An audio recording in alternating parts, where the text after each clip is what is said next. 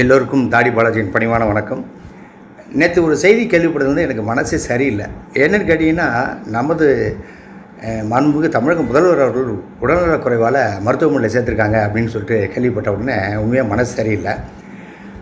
கூடிய விரைவில் அவர் குணமாகி வீட்டுக்கு வந்துடுவார். என்னுடைய ப்ரேயர்ஸ் எப்பயுமே இருக்கும்.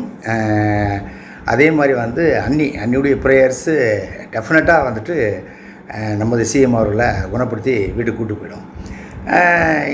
என்ன ஒரு ரீசன் கேட்டிங்கன்னா, சமீபத்தில் என்னதான் நம்ம மருத்துவமனையில் இருந்தாலும், நமக்கு ட்ரிப்ஸ் ஏறினாலும், மருத்துவர் நம்மளை பார்த்துக்கிட்டாலும், டேப்லெட்ஸ் எடுத்துக்கிட்டாலும், அதை விட அதிகமான ஒரு ரெக்கவரி ஆகி இன்றைக்கி சிஎம் வரணும்னா அதுக்கு ஒரு வழி இருக்குது.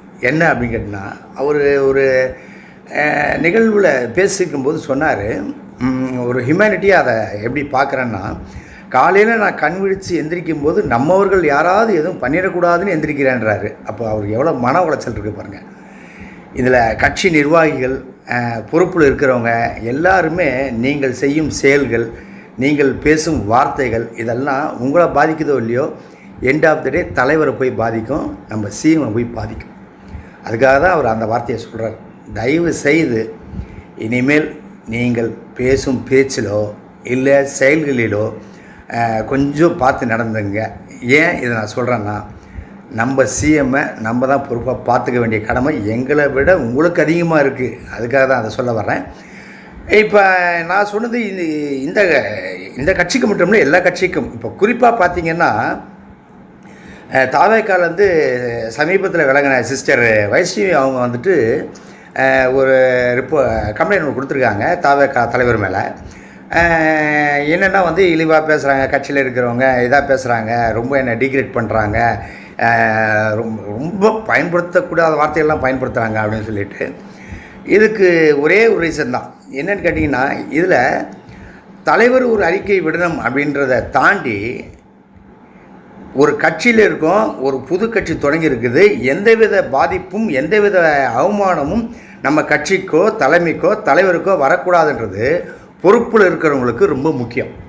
அப்படிப்பட்டவங்க இதை கொஞ்சம் கான்சன்ட்ரேட் பண்ணி இதை கொஞ்சம் முடிக்க பார்க்கணும். ஏன்னா பெண்கள் அரசியலுக்கு வருவது என்பது எல்லாருமே இப்போ வர்றாங்க, நிறையா பேர் வர்றாங்க.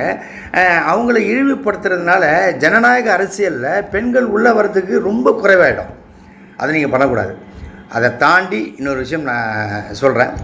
இன்றைக்கி பெண்கள் பார்த்திங்கன்னா நிறைய பேர் அரசியலில் இப்போவும் பயணிச்சுக்கிட்டு இருக்கிறத நீங்கள் பார்ப்பீங்க. ஏற்கனவே இருந்தவங்க, இப்போ பயணிச்சு இருக்கிறவங்க, குறிப்பாக சொல்லணும்னா அஞ்சலி அம்மாள், அதுக்கப்புறம் மம்தா பானர்ஜி மேம், அதுக்கப்புறம் கனிமொழி மேம், ஜெயலலிதா மேம், இந்த மாதிரி நிறைய அந்த மாயாவதி மேம், இவங்களாம் இன்னும் பயணிச்சுட்டே இருக்காங்க. நீங்கள் இது பண்ணுறதுனால பெண்களுடைய இது அரசியலில் ரொம்ப குறைஞ்சிரும். அது நல்லதுக்கும் இல்லைன்னு நினைக்கிறேன் நான். சம உரிமைன்னும் போது அவங்களுக்கும் அந்த உரிமை இருக்குது, பேசுகிறாங்க. அதனால் மறுபடியும் கடைசியாக நான் சொல்லிக்கிறது, ஒரு கட்சியில் இருக்கோம், ஒரு பொறுப்பில் இருக்கோம் அப்படின்னால், இல்லை நம்ம ஒரு தொண்டனாக இருக்கோம் அப்படின்னா கூட கட்சிக்கும் தலைமைக்கும் தலைவருக்கும் என்றைக்குமே தலைவலியாக நம்ம இருந்துவிடக்கூடாது. இதுதான் என்னுடைய கடைசி பாயிண்ட்டு. மறுபடியும் சிஎம் அவர்கள் விரைவில் குணமாய் வரணும்னு என்னுடைய வேண்டுதல்.